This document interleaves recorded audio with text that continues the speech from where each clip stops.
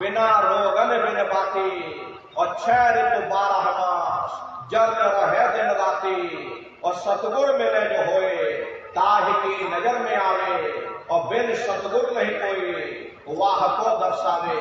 वो अखंड ज्योति ऐसी है जिससे पूरा ब्रह्मांड प्रकाशवान हो रहा। जितने भी अवतारी शक्तियां आई राम आए, राम को वहीं से नीचे उतारा गया। इसीलिए उस देश को अयोध्या नगरी भी कहा जाता। और जितने देवी देवता ब्रह्मा विष्णु महादेव आदि की उत्पत्ति वहीं से हुई। वहां के धनी का दर्शन करने के बाद फिर तुम्हारी ये जीवात्मा दूसरे मंडल के शब्द को पकड़ करके दूसरे मंडल की चढ़ाई करेगी। श्याम तज श्वेत को गहना, सुरत को तान धुन सुनना, और बंक के द्वार धस बैठो और त्रिकुटी जाय कर लेना। उसी के ऊपर दूसरा देश आता है जिसे महात्माओं ने त्रिकुटी देश कहा। वहां के जो मालिक हैं वो ब्रह्म हैं। वहीं से मन और माया की उत्पत्ति हुई। वहीं से 3 गुण रजोगुण तमोगुण सतोगुण तीनों गुणों की उत्पत्ति वहीं से हुई। ये जो आपके वेद हैं, वेदों की भी उत्पत्ति उसी स्थान से हुई है।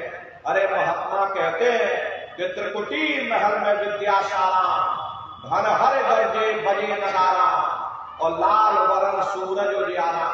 वहां पर 2 धुने, बादलों की गर्जन और मृदंग की आवाज उस लोक में गूंजती रहती है। जैसे पहले स्थान पर घंटे और शंख की आवाज गूंजती, ऐसे ही दूसरे मंडल पर यानी कि ब्रह्म के देश में बादलों की गर्जन और मृदंग वहां पर बजता रहता। ब्रह्म का जो स्वरूप है लाल वर्ण सूरज उजियारा। ये सूरज कुछ नहीं, ऐसे लाखों लाख सूर्य इकट्ठे करोगे तो वहां का एक सूर्य बनेगा। प्रेमी भाई बहनों, ब्रह्म का जो स्वरूप है वो सुबह के लाल सूर्य के समान है। इसीलिए वहां का पूरा ब्रह्मांड लाल है। जहां तक आपकी निगाह जाएगी ब्रह्म देश में चारों तरफ आपको लाल ही लाल नजर आएगा।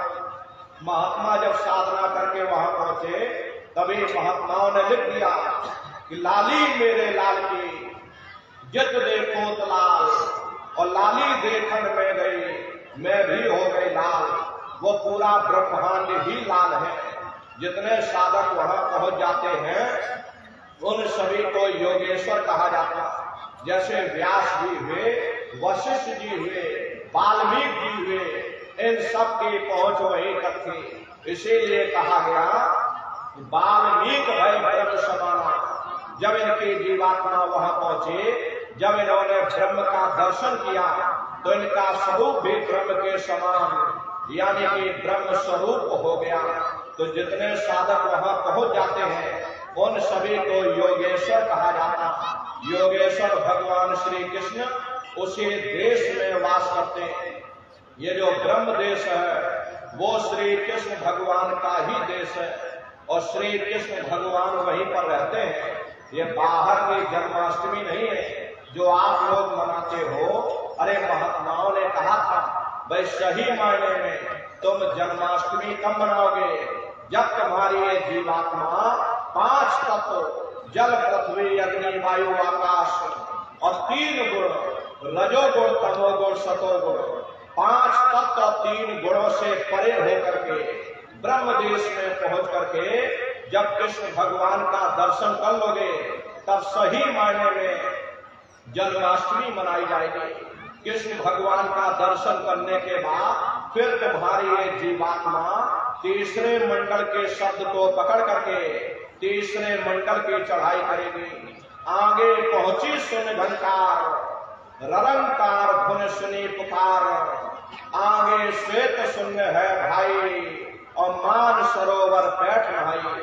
उसी के ऊपर तीसरा देश आता है जिसे महात्माओं ने शून्य देश कहा। उसी को रारण देश कहा जाता, उसी को अक्षर और नेति कहा जाता। वहां के जो मालिक हैं वो रारण पुरुष यानी कि पार ब्रह्म पुरुष हैं। वहां किंगरी और सारंगी 2 धुनें उस लोक में गूंजती रहती और पार ब्रह्म पुरुष का जो स्वरूप है वो पूर्णमासी के चंद्रमा के समान बड़ा ही मनमोहक स्वरूप है। इसी स्थान पर प्रेमी भाई बहनों एक बहुत बड़ा अमृत का सरोवर बना, जिसे महात्माओं ने मान सरोवर कहा। जब तुम्हारी ये जीवात्मा उस मान सरोवर में स्नान कर लेगी तो जन्म जन्मांतरों के मेरे पाप कर्म साफ हो जाएंगे। अरे यहाँ के पानी से तुम्हारे कर्मों की सफाई नहीं होने वाली। ये बाहर का पानी तुम्हारे शरीर के मैल को धो सकता, लेकिन जो पापों का मैल है, जो अंतःकरण में गंदगी जमा, वो जब साफ होगी जब आप तीसरे मंडल पर पहुंच करके उस गंगा में डुबकी लगाओगे। उसमें स्नान करने के बाद ये जीवात्मा हंस रूप हो जाते हैं। हंसन मिले हंसा हो जाई, मिले जो अमी हारा है। जीवात्मा का खुद का प्रकाश उस अमृत के सरोवर में स्नान करने के बाद 16 सूर्य के बराबर हो जाता। तो फिर यही जीवात्मा चौथे मंडल के शब्द को पकड़ करके चौथे मंडल की चढ़ाई करती है। 2 पर्वत के संग निहारो और भंवर गुफा के संत पुकारो। 2 पर्वतों को पार करने के बाद वो बड़ा सुंदर देश आता, जैसे महात्माओं ने भंवर गुफा कहा। वहां के जो मालिक हैं वो सोहन पुरुष है। वहां बंसी यानी मुरली की मधुर ध्वनिया सदा उस लोक में उच्चारण होती रहती। और सोहन पुरुष का जो स्वरूप है वो प्रेमी भाई बहनों दोपहर के सूर्य के समान महाप्रकाशवान स्वरूप है। स्वरूप में अंतर है। पहले स्थान पर निरंजन भगवान का जो स्वरूप है वो ज्योतिष स्वरूप है। दूसरे स्थान पर ब्रह्म का जो स्वरूप है वो सुबह के लाल सूर्य के समान है। तीसरे स्थान पर पार ब्रह्म का जो स्वरूप है वो पूर्णमासी के चंद्रमा के समान है।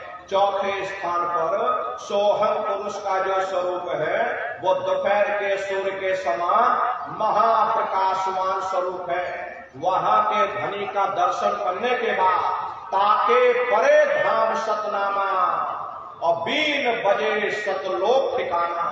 सोहम देश के ऊपर वो 5वां देश आता जिसे महात्माओं ने सचखंड देश कहा। वो सचखंड देश अजर अमर अविनाशी सदा एक रस रहने वाला देश है। वहां न काल है, न कर्म है, न दुख है, न संताप है, न पुण्य है, न पाप है। जो जीवात्माएं वहां पहुंच जाती हमेशा के लिए जन्म मरण के बंधनों से आजाद हो जाती। वहां के जो मालिक हैं वो सतगुरु भगवान हैं, जिनके रोम रोम में खरबों खरब सूरज चांद सितारे प्रकाशवान। वही हमारे आपके सच्चे मालिक हैं, वही हमारे आपके सच्चे पिता हैं। अरे हमको आपको वहीं से नीचे उतारा गया। फिर शब्द को पकड़ करके शब्द शब्द पौड़ी पर चढ़कर और पहुंचो सचखंड सतनाम। शब्द की सीढ़ी हर मंजिल पर लगा रखी। आपने भजन किया, घंटे संग की आवाज को पकड़ा तो आप पहले स्थान पर पहुंच जाओगे। वहीं पर दूसरे मंडल का शब्द सुनाई पड़ेगा, उसे आप पकड़ लोगे तो दूसरे मंडल पर चढ़ जाओगे। ऐसे ही शब्द दर शब्द मंजिल दर मंजिल ये जीवात्मा अपने देश सचखंड में पहुंच जाती तो शब्द का पकड़ में आएगा जब आप भजन करोगे। और भजन कैसे किया जाएगा एक बार फिर से आप लोग समझ लीजिए। ये आंख और कान को बंद करिएगा लेकिन मन को रोकिएगा। ऐसे समय पर तुम्हारा ये मन जरूर भागेगा। अभी आप सत्संग में बैठे हो, शरीर यहाँ बैठा लेकिन मन आपका सारी दुनिया में भ्रमण कर रहा। अब किसी को पानी पीने जाना है, मन पानी पीने पहुंच गया। कोई बाल बच्चों को घर में छोड़कर आया, मन बाल बच्चों में पहुंच गया। कोई दुकान दफ्तर छोड़ करके आया, मन दुकान दफ्तर में पहुंच गया। कोई खेती बाड़ी छोड़ करके आया, शरीर यहाँ बैठा, मन खेत में बाजरा काट रहा। तो ऐसे भजन से कोई लाभ नहीं होगा। अरे जिन्होंने मान मन डाला उन्हीं को सूरमा कहना, बड़ा बैरी ये मन घट में इसी का जीत ना तकना। अगर दुनिया में कोई हमारा दुश्मन है वो केवल हमारा मन है। ये मन रूपी रावण कब मरेगा? जब 9 द्वारों पर फतेह हासिल करके तुम यहाँ 10वें द्वार पर चढ़ जाओगे, तब सही मायने में दशहरा मनाई जाएगी। ये बाहर की दशहरा नहीं है जो लकड़ी का रावण बना देते हो और फूंक फांक करके घर चले आते हो, कहते भाई हमने रावण मार दिया। अरे महात्माओं ने कहा था भाई सही मायने में तुम दशहरा कब मनाओगे? जब 9 द्वारों पर फतेह हासिल करके तुम यहाँ 10वें द्वार पर चढ़ जाओगे, तब सही मायने में विजयदशमी मनाई जाएगी। तब ये मन रूपी रावण मरेगा, तब तुम्हारी ये जीवात्मा, हरे से जीवात्मा को महात्माओं ने राम भी कहा। अरे आपके धर्म पुस्तकों में लिखा है एक राम दशरथ का बेटा, एक राम घट घट में लेटा, एक राम का शकल पसारा, और एक राम है सबसे न्यारा। एक वो राम है जो अयोध्या के वासी हैं, और एक राम घट घट में लेटे, हमारे आपकी जीवात्मा जो हर एक के अंदर मौजूद है। महात्माओं ने कहा भाई एक वो राम है, और एक राम का शकल पसारा, यानी पहले स्थान के मालिक वो निरंजन भगवान, जिनको दुनिया त्रिलोकीनाथ कहते हैं, जिनका ये पूरा पसारा पूरा संसार है। महात्माओं ने कहा भाई एक वो राम है, और एक राम है सबसे न्यारा, 5वें स्थान के मालिक वो सतपुरुष भगवान जो हमारे आपके सच्चे पिता हैं। महात्माओं ने कहा भाई एक वो राम है। तो महात्मा तो उस राम की महिमा गाते हैं। प्रेमी भाई बहनों, मोटी बात आप लोग पकड़िए कि भजन आपको कैसे करना है। तो आंख और कान को बंद करिएगा, ऊंचा ध्यान दे करके सुनिएगा। सीटी जैसे आवाज शुरू में आपको सुनाई पड़ेगी, उसको पकड़ लेना, सुनते रहना। कुछ समय बाद में दोबारा आपको अनुभव होगा कि कहीं बड़ी दूर से एक महीन आवाज, घंटे और शंख की आवाज हमारे कानों में बज रही। जब घंटे शंख की आवाज आपको सुनाई पड़ने लग जाए, तब आप सीटी की आवाज को छोड़ देना और घंटे शंख की आवाज को पकड़ लेना। एक बार प्रेमी भाई बहनों आप उस आवाज को पकड़ लो, फिर वो आवाज आपको नहीं छोड़ेगी, खींच करके शरीर से बाहर कर देगी। तो रोज आना, रोज ब्रह्मांडों की सैर करना, रोज देवी देवताओं के दर्शन करना, रोज राम के दर्शन करना और रोज कृष्ण के दर्शन करना। ये सुमरन, ध्यान और भजन, ये 3 क्रियाएं आपको बताई गई। रास्ता बिल्कुल सच्चा है, आप करोगे तो आपको अनुभव होगा, दिखाई भी पड़ेगा और सुनाई भी पड़ेगा। लेकिन इतना ध्यान रखिएगा प्रेमी भाई बहनों, जो भी दिखाई सुनाई पड़े अपने अंदर हजम करिएगा। जितना हजम करोगे उतना रास्ता खुलता चला जाएगा। तो भजन, ध्यान, सुमरन नित्य नियम से आप लोग करिएगा। नागा नहीं होना चाहिए। अरे शरीर को आप भोजन देते हो, सुबह दोपहर शाम खाते रहते, लेकिन कभी आपने विचार नहीं किया ये जीवात्मा जो जन्म जन्मांतरों से भूखी प्यासी बैठी, कभी आपने इसको भोजन नहीं दिया। अरे इसका भोजन शब्द है, इसका भोजन नाम है। अपना ये नियम बनाइए कि पहले हम अपनी जीवात्मा को भोजन देंगे, फिर अपने शरीर को भोजन देंगे। अगर ये नियम आपका बन गया तो आपका लोक भी बन जाएगा और परलोक भी बन जाएगा। हरे प्रेमी भाई बहनों, मालिक को पाने के लिए तुम्हें घर बार छोड़ने की जरूरत नहीं है, तुम्हें समाज छोड़ने की जरूरत नहीं है, तुम्हें जात बिरादरी बदलने की जरूरत नहीं। हरे जात पात के रगड़े झगड़े ये हमारे अपने नहीं है, ये सिर्फ हमारे मन की खुराफात है। आप सभी लोग बुद्धिमान हो, अपनी अपनी बुद्धि से आप सभी लोग विचार करिएगा। जब गुरु नानक साहब नहीं आए थे तब कोई सिख नहीं था, जब मोहम्मद साहब नहीं आए थे तब कोई मुसलमान नहीं था, जब ईसा मसीह साहब नहीं आए थे तब कोई ईसाई नहीं था। और पीछे लौटते चले जाओ तो केवल